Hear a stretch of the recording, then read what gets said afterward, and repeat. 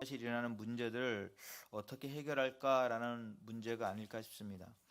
제가 오늘부터 시작해서 로마서를 주일마다 좀 강의를 하려고 그럽니다. 로마서는 꽤 어려운 책이죠. 그런데 그럼에도 불구하고 로마서는 굉장히 우리의 삶 가운데서 중요한 위치에 차지합니다. 많은 사람들을, 특별히 로마서를 기록한 사도 바울 입장에서 이 로마서는 우리 신앙인들의 어떤 신앙적 부분들의 뼈대와 같다라고 얘기합니다. 뼈대가 없는 상태에서 살이 붙어질 수도 없고, 뼈대와 살이 붙어지지 않는 상태에서 또 우리가 무언가를 할 수 있다는 건 더 불안하고 또 어려운 일이 아닐까 싶습니다. 그래서 로마서에 대한 이야기들을 저희가 좀 나가면서 움직이려고 합니다. 특별히 우리가 봐야 될 부분 중 제목에서도 그 이야기가 나오지만, 바울은 바울의 스스로의 삶을 종이라고 많이 표현을 합니다. 그래서 종의 신분을 자처할 수 있을까라는 제목으로 좀 하나님의 말씀을 좀 나누려고 합니다. 바울은 오늘 본문에 있는 로마서 1장 1절에서도 예수 그리스도의 종 바울은이라는 이야기를 하고, 바울 서신이었던 빌립보서에서도 동일한 얘기를 합니다. 그리스도 예수의 종, 그리고 또한 디도서에서도 하나님의 종 예수 그리스도의 사도인 바울이라는 얘기와 함께 스스로가 종임을 얘기합니다. 우리 입장에서 바울이 우리 신앙의 삶의 선인으로서 그의 삶이 대단하게 잘 또 모범적으로 살아갔기 때문에 우리도 바울과 같이 그리스도의 종의 모습으로 살아가야 되지 않을까 싶습니다. 심지어는 많은 목회자들은 스스로가 그냥 공식적으로 나는 주의 종입니다 라는 이야기들을 많이 하죠. 근데 바울 입장에서 이 종의 의미가 뭔지, 그리고 우리가 그리스도의 종으로서 우리도 살아간다면 그것이 무엇인지에 대한 이야기를 먼저 좀 이야기하고 바울 서신을 좀 보면 좀 더 낫지 않을까 싶습니다. 우리나라에는 종에 대한 개념들이 외국보다는 조금 좀 더 그래도 좀 보존되는 것 같습니다.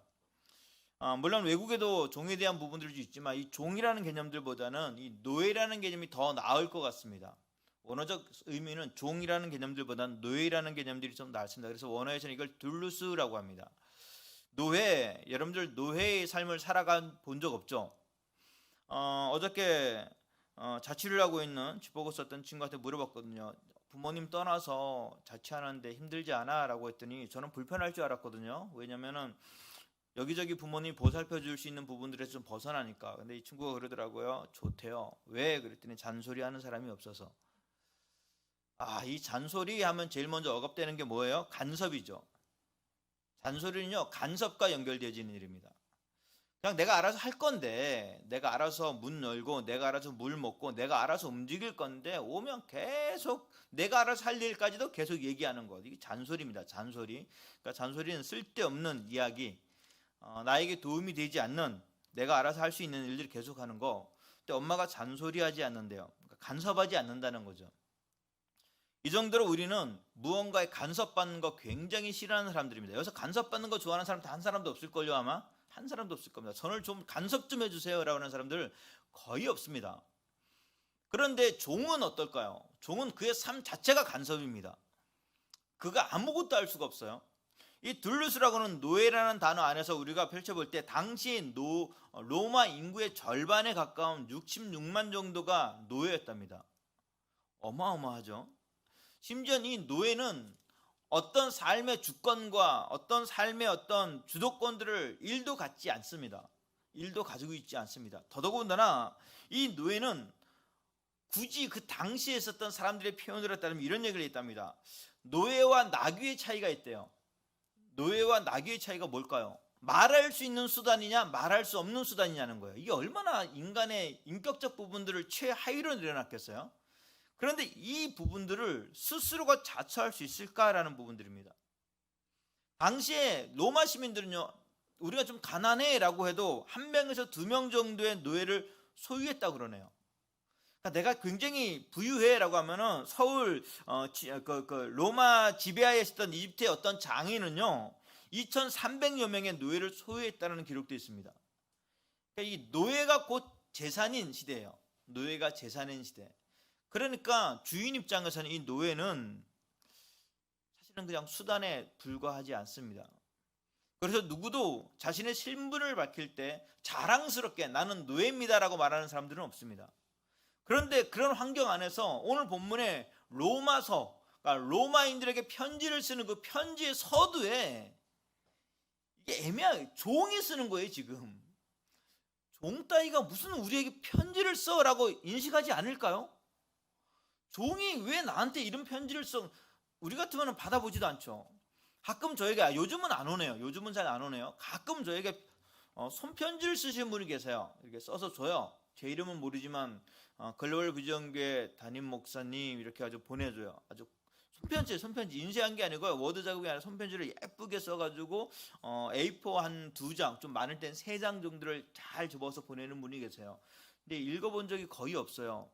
왜냐하면 수취인과 발취인이 명확하지 않아요. 누가 받는지 몰라요. 그냥 글로벌 비전교회 목사님, 그러니까 내가 목사니까 내가 받는 줄 아는 거지 누가 보낸지도 잘 몰라요. 그러나 딱 하나의 소식이 나와요. 어느 지파 뭐 이렇게 나와요. 요셉 지파, 뭐 베냐민 지파, 이렇게 지파에서 저한테 보내요. 그럼 저는 무슨 생각이에요? 아, 이건 지파가 보내는 거라 꼭 봐야 되겠다라는 생각이 아니라 신천지네라는 생각이 그냥 바로 와서 보지도 않아요.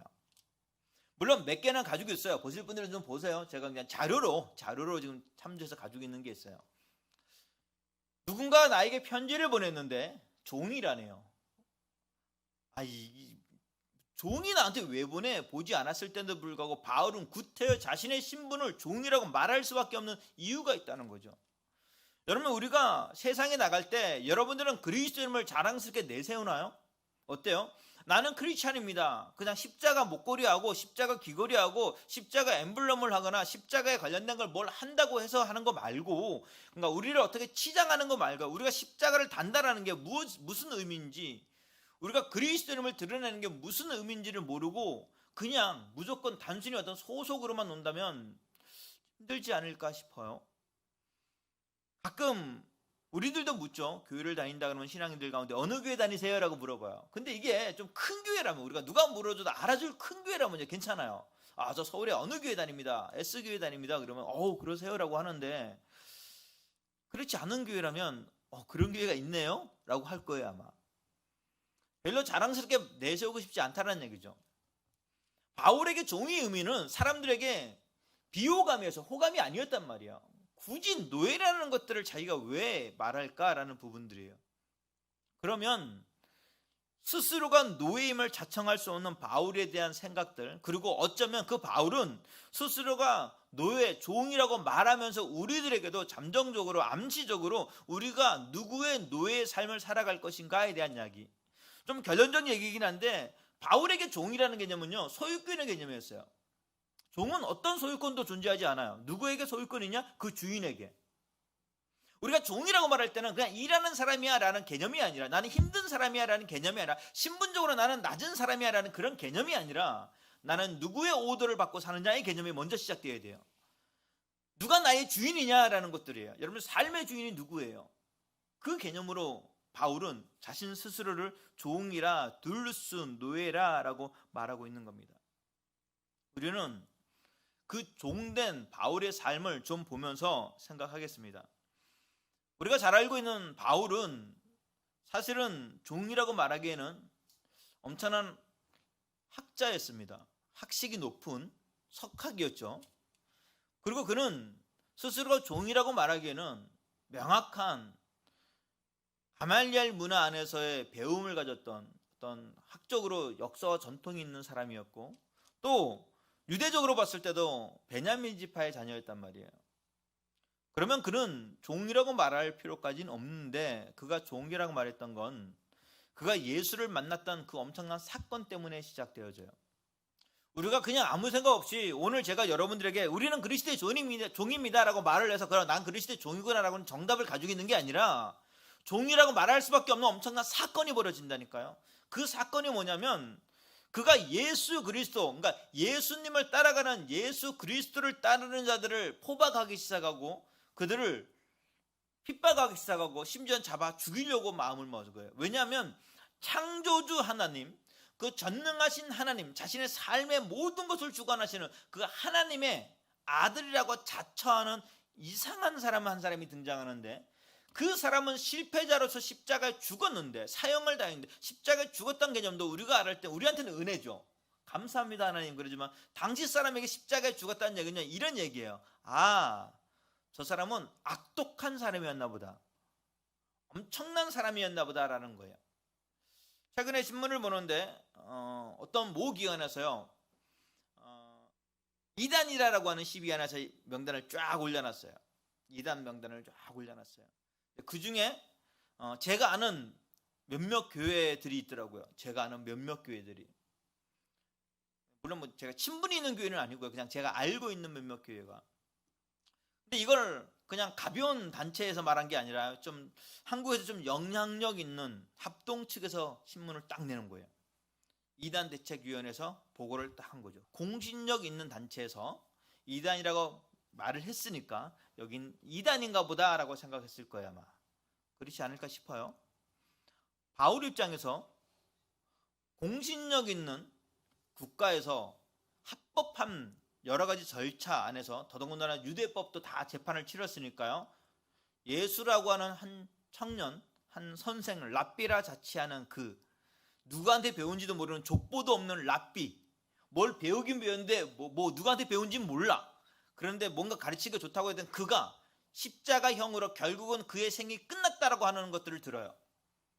그런데 몇몇 잔당들이 여전히 변함없이 은근슬쩍 그를 자랑하고 그가 살아났다는 말도 안 되는 형태의 이야기를 하고 돌아다니는 걸 듣게 됩니다. 여기에 울분이 찬 바울이, 사울이지만 사울이 그들을 잡아들이기 시작합니다. 그러다가 야, 이거 완전히 한꺼번에 싹 잡아야지, 이렇게 해서는 안 되겠다라고 싶어서 뭐 하기 시작하냐, 다메섹에 우둔하여 그들을 다 잡으려고 생각하는 그때 우리가 알고 있는 다메섹에서 예수를 만납니다. 그의 배움 안에서 예수를 경험하지 못했어요. 그의 지식으로 예수님을 발견하지 못했다는 얘기예요. 그의 족보로 발견하지 못했어요. 심지어 그는 우리가 알겠지만 로마 시민권을 가진 자로서 나름대로 누가 보기에는 그 어떤 것들도 부족함이 없는 사람, 완벽한 상황 안에서 공부만 열심히 준비할 수 있는 사람임에도 불구하고 그는 예수를 발견하지 못했어요. 일도 바라보지 못했어요. 그러다가 어느 날 갑자기 자기가 자신의 이성으로, 자신의 어떤 방법으로 설명할 수 없는 기이한 경험을 하기 시작합니다. 바로 다메섹 도상에서 하나님을, 예수님을 만나기 시작하는 거예요. 음성이 들리는데 포기할 수 없는 음성이 들려요. 우리가 신앙생활에서 삶의 터닝포인트가 일어났다 이러면 어떻게 일어났을 것 같아요? 저는 좋은 지식을 통하여 나의 삶의 터닝포인트가 일어나는 거 전 모르겠어요. 고등학교 졸업했는데 대학교에 들어왔더니 내 삶의 터닝포인트가 생겼어요. 대학교를 나왔는데 대학원을 나왔더니 삶의 터닝포인트가 생겼어요. 아니요, 약간의 전환점이 있을지 모르지만 삶이 완전히 바뀔 수 있는 건요, 이거는 내 삶이 바꿀 수밖에 없는 엄청난 가치가 내 안에 쑥 들어와야 돼요. 바울이 그 일들을 경험해요. 바울은 예수님을 만나자마자 예수님을 향하여서 이런 이야기를 드려요. 당신이 누굽니까? 라는 질문 안에서 내가 핍박하던 예수라는 거죠. 내가 핍박하던 예수. 잘 생각해 보세요. 진짜 예수를 핍박한 게 누군데요?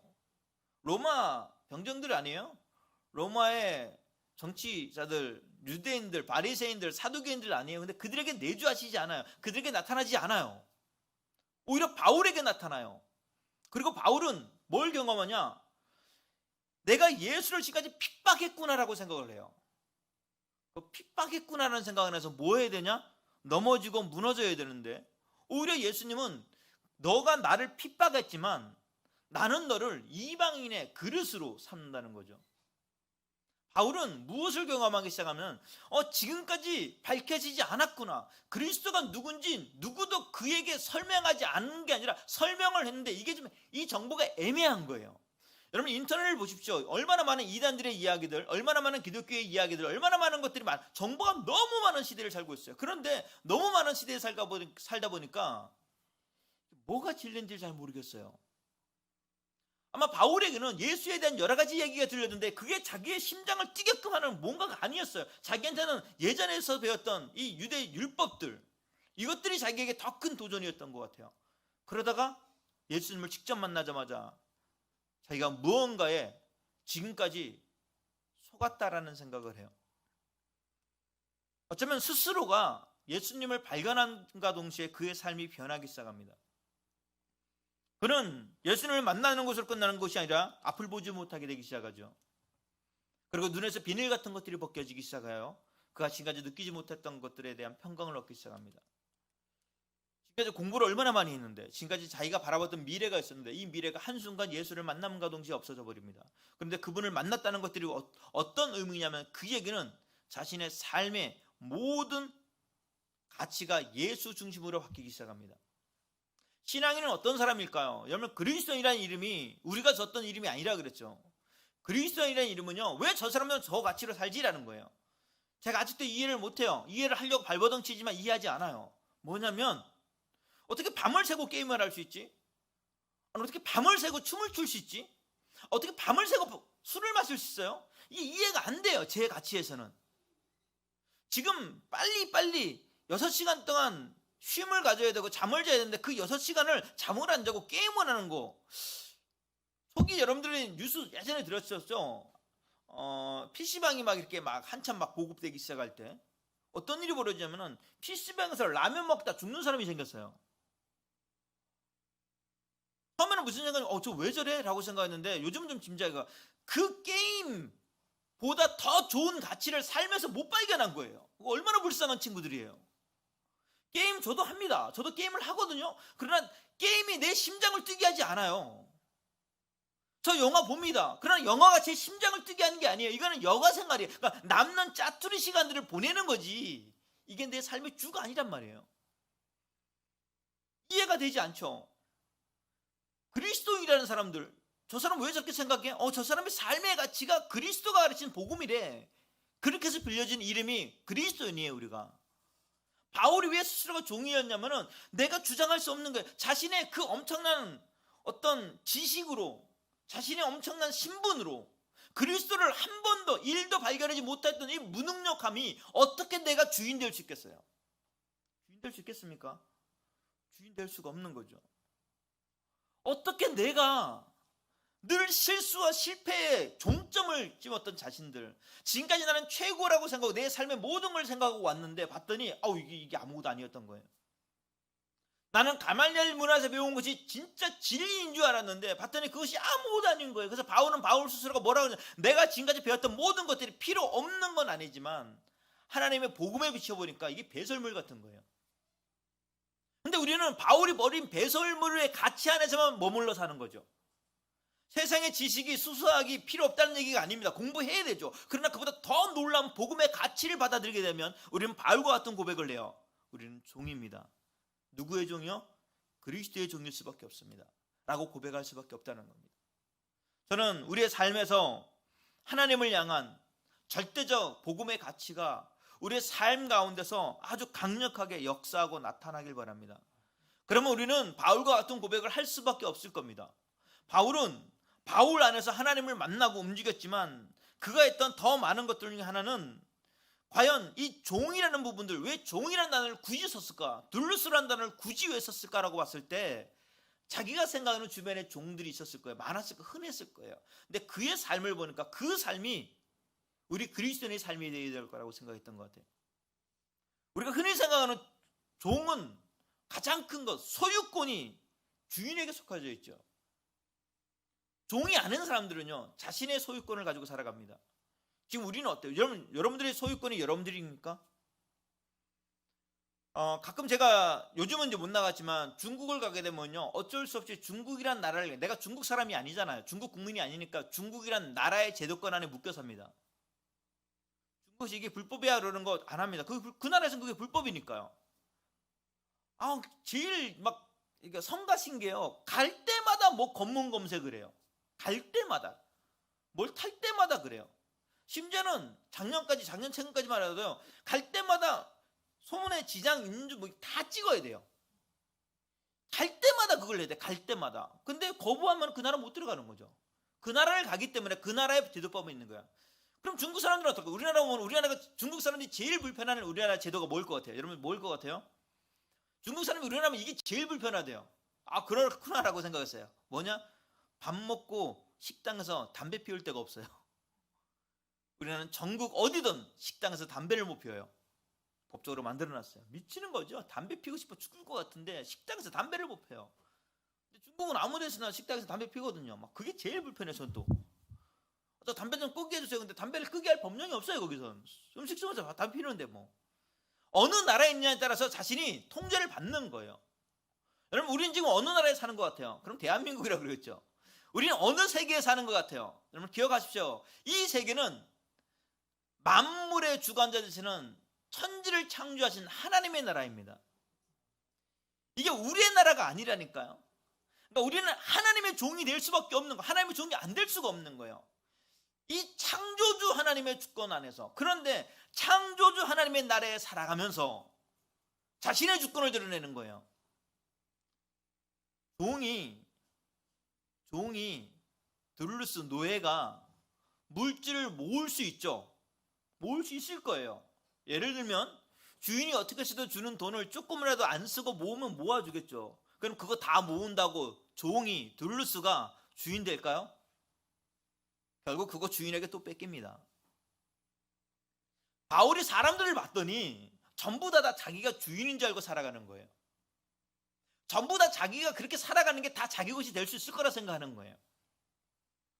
만물의 주관자 되신 하나님을 알지 못하니까 이게 내가 모으면 될 것 같고 내가 열심히 살면 될 것 같다고 생각하는 거예요. 바울 입장에서는 그게 아닌 거예요. 바울 입장에서는 내 삶의 모든 방향성을 하나님께 틀릴 수밖에 없는 가장 큰 것들은 그 모든 것이 주님의 것이기 때문에. 고린도전서 10장 26절에 이렇게 얘기하면 땅과 거기 충만한 모든 것이 주의 것인 것이며 하나님의 것인 거예요. 하나님의 것. 땅과 거기 충만한 것이 주의 것임이니라. 하나님의 것임을 고백하는 바울의 신앙 안에서는 종이라고 말할 수밖에 없죠. 이것도 하나님의 것, 저것도 하나님의 것이에요. 그는 그의 삶 가운데서 하나님을 만나보자마자 하나님 아니고서는 어떤 것도 우리의 삶 가운데서 역사할 수 있는 여지를 찾지 못합니다. 그래서 하나님의 종이 되기 시작해요. 저는 여러분들도 종이 된 적이 없으니까 종이 됐는데 선택할 수 있을까요? 저는요, 화장실 청소 좀 시켜주지 마세요. 비유가 좀 약해요. 이렇게 말할 수 있어요? 저는 비유가 좀 약해가지고 화장실 청소 말고요. 저는 꽃꽂이 이런 거 좀 시켜주면 좋을 것 같아요. 주인님 이렇게 물 배달 이런 거 저 잘할 것 같아요. 저는 말 무서워요. 저는 저 마구간 치우지 않게. 이 말이 돼요? 안 되는 거예요. 쓸모없는 자 돼요. 주인 입장에서는. 종은 선택할 수 없어요. 그러니까 바울은 어쩌면 힘들죠. 본인이 전도하기 싫은 사람들이 있을 거예요, 아마. 본인이 가기 싫은 나라가 있었을지도 몰라요. 본인이 만나기 싫은 사람들이 있었을지도 몰라. 그러나 바울은 그런 부분들한테 절대 결정권들을 스스로가 잡지 않아. 내가 가고 싶은 곳에 가는 게 아니에요. 선교사가 되고 싶은 친구들이 있어요. 청년들도 있고. 근데 그들이 대부분들이 자기가 가고 싶은 걸 스스로가 결정해요. 그게 무슨 종이에요. 자기가 주인이지. 교회에서 여러분 하고 싶은 거 하는 사람 있죠. 하나님의 감동을 하는 거 말고, 여러분 우리가 이 교회가 하나님의 역사하는 교회를 만들려면, 하나님의 주권에 세워진 교회를 만들면 우리가 회의하는 게 아니라요, 우리들 스스로가 알아서 하나님이 나에게 주시는 일들을 감당하는 일이에요. 모아서 이 교회, 코로나19 이후에 대한민국에서 이 교회가 살아남기 위해서 우리가 뭐 할까라고 해서 우리 아이디어를 모으는 게 아니라 기도했더니 하나님이 나에게 갑자기 이 능력을 주시고 이 마음을 주셔서 내가 이것을 감당하겠다라고 하는 그 모든 걸 감당하는 그 순간 이 교회는 가장 건강한 교회가 될 겁니다. 근데 이 주권이 나에게 있는 거예요. 우리는 기도하지 않는 게 얼마나 큰 죄냐면요, 여전히 내 고집과 내 생각대로 나아가는 거예요. 예배 가운데서 하나님이 나의 삶을 어떻게 트실까, 하나님 나에게 어떤 마음을 주셔서 내가 어떤 일을 감당하게 할까라고 하는 생각들이 아니라 여전히 변함없이 우리는 주권이 나에게 있어서 하나님 가운데 심부름시키는 거죠. 주님 이거 주세요. 누가 주인인지 몰라요. 누가 주인이에요? 우리의 기도의 제목이 어때요? 하나님 이거 주세요. 하나님 저거 주세요. 하나님 저거 할게요. 주님 이거 해주세요. 그게 무엇이든, 그게 어떤 이든 우리가 하나님을 바울과 같이 주인 삼음으로 말미암아 하나님의 복음이 우리들 글로벌 비전교회 각 사람들 지체들로 하여금 흘러가길 바랍니다. 어떤 분에게는 좀 불편한 일일 수도 있고, 어떤 분에게는 좀 좋은 일일 수도 있고, 어떤 사람들에게는 조금 더 무게감이 있는 일일 수 있지만 하나님은 그 일들을 통해 하나님 나라가 세워나가게 될 겁니다. 바울은 자신의 종의 신분을 말함으로 스스로의 결정권이 여호와께 있음을 고백하는 겁니다. 우리의 신앙의 삶이 그 하나님으로 말미암아, 그 하나님의 주권적 능력으로 말미암아 나타날 수 있는 주의 백성들 되어지길 바랍니다. 우리가 너무 주권을 나에게 의존하니까 하나님의 성령이 개입하실 수 있는 능력을 못 받아요. 아니 어쩌면 성령 하나님은 날마다 우리에게 어떤 마음을 주시는데 우리의 강팍함이 그 주권이 나에게 있기 때문에 됐어요, 시끄러워요, 아니요, 됐거든요, 내가 요구하는 것만 주세요라고 말하는 그것 때문일 수도 있어요. 그러면 누가 상담하기 편할까요? 나에게 상담해 주세요라고 오는 사람이 상담하기 편할까요? 상담할 마음은 하나도 없는데 내가 가서 상담하는 사람이 상담하기 편할까요? 처음엔 이렇게 생각해요. 아무래도 오는 사람이 상담하기 편하지라고 생각하는데 오는 사람은 상담하기가 참 힘들어요. 왜냐하면 오는 사람들은 방어 기제를 가지고 들어와요. 예를 들어 이런 일이죠. 어느 부모님이 우리 아이가 문제가 있어요. 이놈의 새끼가 이게 밥도 안 처먹고 맨날 뭐해요? 게임만 해요. 우리 아이가 이상해요. 낮밤이 바뀌었어요 라고 들어와요. 그럼 우리는 뭐 생각해요? 엄마가 요청한 그것만 봐요. 근데 제가 딱 보니까 엄마 문제야. 엄마가 낮에 잠을 못 자게 해. 그러니까 이 아이가 낮에 잠을 자는 거예요. 일 안 하려고. 그래서 이거 어머니 문제인데 라고 하면 이제 화를 내요. 누가 내 얘기 해달라고 그러냐고. 우리 아이가 이렇다니까요. 상담이 안 됩니다. 오히려 내담자는 오히려 그게 더 잘 돼요. 요즘 많이 힘드신 것 같아요. 안색이 좀 힘드네요 라고 하면서 얘기하면 그가 이미 뭔가를 차여 있지 않아요. 그냥 편안하게 잘 돼요. 우리는 하나님이 전해올 때 어느 부분들은 클라이언트 모습으로 올 때가 있어요. 주님 이 문제 해결해 주세요 라고 오는 거예요. 하나님은 그 문제가 중요한 게 아닌데 이 문제는 하나님이 생각하는 이 문제만 해결되어지면 자연히 해결될 문제인데 우리는 그 문제를 해결하지 않고 그냥 내가 원하는 문제만 가지고 와요. 주님 나 취직만 시켜주신다면, 내가 이 건강만 해결되어진다면 라고 하는 내 자신의 문제, 그 건강은 하나님이 뭐 하신 거예요? 하나님이 일부러 그렇게 할 수도 있어요. 그 취업을 자꾸 멈추게 하는 건 하나님이 일부러 할 수도 있어요. 왜냐하면 나에게 돌아오라는 거죠. 나의 생각을 좀 바라보라는 거죠. 너무 사랑하는 하나님의 백성들인데 그 백성들을 향해 하나님이 행하시는 거예요. 우리 안에 여호와 하나님을 진짜 내 삶의 주인으로 삼고 나의 모든 삶의 주권을 주님 가운데 넘기고 있는지, 아니면 여전히 클라이언트들처럼 내 삶의 문제는 내 스스로가 찾고 요것만 문제라고 말할 수 있는 것인지 우리가 봤으면 좋을 것 같습니다. 지난번에도 말씀드렸던 마틴 로이드 존스 목사님의 설교와 설교자라는 책을 계속 지금 제가 읽고 있는데 이 책에서 나온 한 챕터에 이런 얘기가 있어요. 어느 시대 때부터 지성이라고 여기는 성도들이 주의 종들에게 주제를 요구하기 시작한대요. 내가 요즘 결혼을 좀 해야 되는데 이성에 대한 설교를 좀 해주세요 라고 하는 주제를 설교자한테, 그러니까 자기가 듣고 싶은 설교를 듣고 싶은 거죠. 나는 그런 설교 말고 나는 지금 삶이 물질적 부분이 좀 어려우니까 기독교적 재정론에 대한 건 얘기를 좀 해주세요. 설교 시간에, 세미나나 워크숍하고 상관없는데 설교 시간에. 이게 무슨 얘기야? 내가 듣고, 그러니까 하나님이 내 삶을 간섭하기를 원하는 것이 아니에요. 아까 말한 대로 싫은 거예요. 그게 간섭이. 하나님이 나를 간섭하는 게 너무 싫은 거예요. 오히려 내가 원하는 요것만 해주세요. 요것만이라고 말하는 거예요. 요것만 해주세요. 그 뒤에 그런 일이 벌어지자마자 영국 교회의 강단은 무너지기 시작했대요. 여러분, 이 강단권 누가 세우는 거예요? 여러분들이 세우는 거예요. 우리 성도들이 세우는 거예요. 이게 율법에 매여서는 안 되지만 강단권, 하나님의 주권을 소유하기 위해서, 이건 아무나 서는 자리가 아니기 때문에 우리는 뭐예요? 여기는 강단권을 가진 자만 서게 해요. 그렇지 않은 사람들은요, 앞에 소강대상에 세우는 거죠. 이건 우리가 지키는 하나님의 말씀을 가진 자만 설 수 있는 거라니까. 이건 나이가 있거나 연륜이 있거나 어느 정도의 재정이 있어서 쓰는 것이 아니라 주 여호와 하나님의 보고의 말씀을 가진 자가 서서 그 선포되어지는, 이 강단에서 선포되어지는 말씀을 우리가 아멘으로 화답할 준비가 되어 있어야 돼요. 밑에 있는 사람들의 이야기는 회의석이에요. 이건 회의석이에요. 회의석은요, 우리가 아멘이 아니고요, 우리가 같이 회의하는 거예요. 그러나 이 단에서 선포되어지는 건 그것이 무엇이든 간에 우리는 순종하고 따라야 돼요. 그게 바울의 신앙, 그리스도의 종이었어요. 주님 여기서 내 복음 안 받아들여요. 아우 기뻐하지도 않는데 그래 가라 그럼 바울은 갔어요. 그냥. 왜? 종이니까. 거반 죽을 것 같은 몰매를 맞은 상황에서도 바울은 뭐예요? 바깥에 성 밖으로 내다버려져요. 나 같으면 다시는 안 갈 거야 아마 거기를. 근데 바울은 다시 갑니다. 다시 그곳을 가요. 우리가 예전에 영화 한번 보신지 모르겠는데 이 창이라고 하는 영화가 하나 있어요. 선교사들이 어쩌면 복음만 해서 온전히 깨닫지 못했던 부족들에게 복음을 전하죠. 젊은 친구들이 복음을 전하는, 혹시나 모르는 안전의 신변을 위해서 총도 가지고 있었어요.